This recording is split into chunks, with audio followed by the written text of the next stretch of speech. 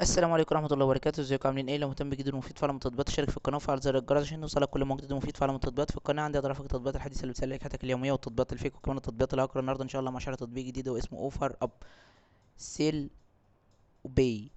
التطبيق ده مساحته 50 ميجا، محمله اكتر من 50 مليون شخص. التطبيق ده خاص ببيع وشراء المنتجات، الحاجات القديمة والحاجات الجديدة والحاجات الكسر الزيرو. لو انت عندك في البيت حاجات قديمة او حاجات ملهاش لازمه او حاجات شغله مكان على الفاضي، ترابيزه، ركنه، تلفزيون، دولاب، سرير، مروحه، غساله، بوتاجاز، اي حاجه من الحاجات دي، فانت بتقدر من خلال التطبيق ده ان انت تبيع الحاجه دي.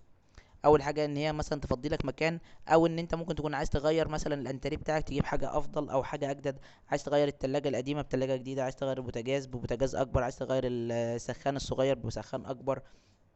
اي حاجه من الحاجات دي فانت بتقدر انت تعملها من خلال التطبيق ده. كمان بتقدر ان انت لو عايز تشتري حاجه بقى، يعني تزود الاساس بتاع بيتك، فانت بتقدر تدخل على التطبيق ده تشوف الحاجات اللي انت بتكون محتاجها.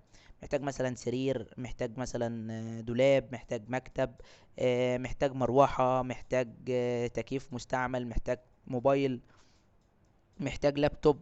اي حاجه من الحاجات دي فانت برضو بتقدر تدخل على التطبيق ده وتقدر تلاقي الحاجه دي بسهوله، وتقدر تتواصل مع البايع بحيث ان لو سعر مثلا غالي ممكن تحاولوا توصلوا لحل وسط مثلا.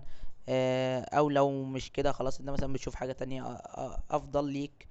كمان بيجيب لك التطبيق ده اقرب مكان للناس اللي بتبيع الحاجات اللي انت بتدور عليها. يعني انت مثلا بتدور على موبايل نوع معين، فيجيب لك اقرب واحد ليك بالنسبة للسكن اللي عارض موبايل زي ده للبيع. انت مثلا بتدور على موبايل ايفون، يجيب لك اقرب واحد في المحافظة اللي انت فيها او في المدينة اللي انت فيها للموبايل. الموبايل ده ما عجبكش يجيب لك واحد الابعد شويه، ما عجبكش يجيب لك الابعد شويه، وهكذا. ده كده يعتبر الغرض من التطبيق وفائده التطبيق. مشكله التطبيق ان هو بيتضمن اعلانات وبيطلب منك الاشتراك وشراء التطبيق، بالاضافه لان التطبيق بيكون باللغه الانجليزيه وما فيهوش لغه عربيه. بس كده، ده يعتبر ابسط شرح التطبيق بالنسبه للمميزات والعيوب. لو عجبك شرح التطبيق تدوس لايك للفيديو. لو عايز شرح التطبيق معين تسيب لي في الكومنت. لو اكتشفت ميزه او عيب للتطبيق في اي تحديث من التحديثات القادمه اكتبها في تعليقات الفيديو. شكرا، سلام عليكم.